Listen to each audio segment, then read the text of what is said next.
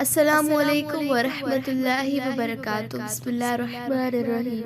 ए इंसानो पांजे रब खां डिॼो ऐं नाफरमानी खां बचो। जंहिं तव्हांखे हिकु जीव आदम मां पैदा कयो ऐं मंझाई संदसि ज़ाल पैदा कयाई ऐं उन्हनि ॿिन्ही मां घणा मर्द ऐं औरत पैदा करे पखेड़ियाई ऐं अल्लाह खां डिॼंदा रहो जंहिं जे नाले ते तव्हां हिक ॿिए खां पंहिंजा हक़ घुरो था ऐं मिटी माइटी छिनण कतई रहबी खां बचो। बेशक अल्लाह अव्हां ते हमेशा निगहबान आहे। ऐं यतीमनि खे संदन माल ऐं मिल्कियतूं मोटाए ॾियो ऐं पंहिंजी ख़राब निकमी शइ खे संदन चङी शइ सां न बदिलायो ऐं संदन माल पंहिंजे माल सां मिलाए न खाओ, छाकाणि त उहो तमामु वॾो गुनाह आहे। ऐं जेकॾहिं तव्हांखे अंदेशो आहे त यतीम छोकिरियुनि सां निकाह करण खां पोइ अदुल न करे सघंदो त उन्हनि सां शादी न करियो।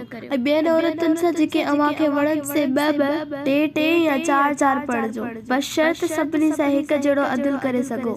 पर जेकॾहिं तव्हांखे डप आहे त अदुल न करे सघंदासीं त हिक ज़ाल सां शादी करियो या उहा बानी कनीज़ रखो जेका जंग में क़ैदियानी थी अव्हां जे हथनि में आई आहे। बेइंसाफ़ी या ॾाढाई खां बचण लाइ इहो तरीक़ो वधीक मुनासिब आहे। ऐं ज़ालनि खे संदन मुक़रर कयल हक़ महर फर्ज़ सम्झी ख़ुशी सां ॾियो। पर जेकॾहिं हू पंहिंजी ख़ुशी सां उन मां कुझु हिस्सो अव्हांखे छॾीनि त उनखे मज़े सां खाई सघो था या शौक़ ऐं ख़ुशी सां इस्तेमाल करे सघो था। ऐं बेसमझनि खे संदन पंहिंजो माल न ॾियो जंहिंखे अल्लाह ताला तव्हांजे रोज़गार जो वसीलो बनायो आहे। अलबत्ता उन माल मां उन्हनि खे खाराईंदा प्यारींदा रहो ऐं ढकाईंदा रहो ऐं हिदायत करियो ऐं तालीम ऐं तरबियत लाइ चङी ॻाल्हि चवंदा करियो। ऐं यतीमनि खे आज़माईंदा रहो जेसी ताईं निकाह जी उमिरि खे पहुचनि यानी बालिग थियनि। पोइ जेकॾहिं उन्हनि में सम्झ ऐं एलियत ॾिसो त संदन माल खेनि सौंपियो ऐं अहिड़नि यतीमनि जे माल खे संदन वॾे थियण जे डप खां अॻ में अजायो ऐं तकिड़ो खाई खपाई ख़तम करण जी कोशिश न करियो।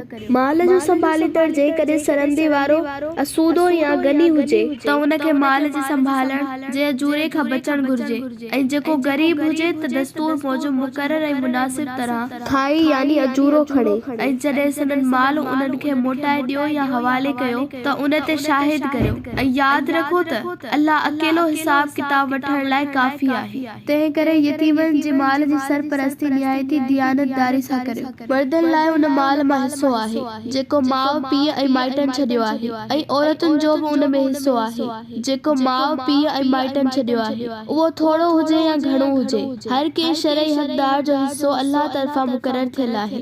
ऐं जॾहिं विरसे जे विरहाइण जे वक़्तु मिट माइट यतीम ऐं मिस्कीन अचनि त उन्हनि खे उन मां कुझु न कुझु ॾींदा करियो ऐं उन्हनि सां ॻाल्हायो त सुहिणे नमूने सां ॻाल्हायो। ऐं माण्हुनि खे उन ॻाल्हि खां डिॼणु खपे त कंहिं बि विरसे जे हक़दार सां नाइंसाफ़ी थिए जीअं उन्हनि खे पंहिंजे नंढड़नि कमज़ोर ऐं नातवान औलाद पुठियां छॾे वञण ते हूंद केतिरो न अंदेशो थिए। तंहिं करे उन्हनि खे घुर्जे त अल्लाह खां डिॼण ऐं सिधी सही हक़ जी ॻाल्हि कनि। बेशक जेके यतीमनि जो माल बेइंसाफ़ी ऐं ज़ुल्म सां हड़प कनि था या खाइनि था उहे यकीनन पंहिंजे पेट खे जहन्नम जी बाहि सां भरीनि था ऐं अहिड़ा शख़्स जल्द ई भड़कंदड़ बाहि में दाख़िल थींदा।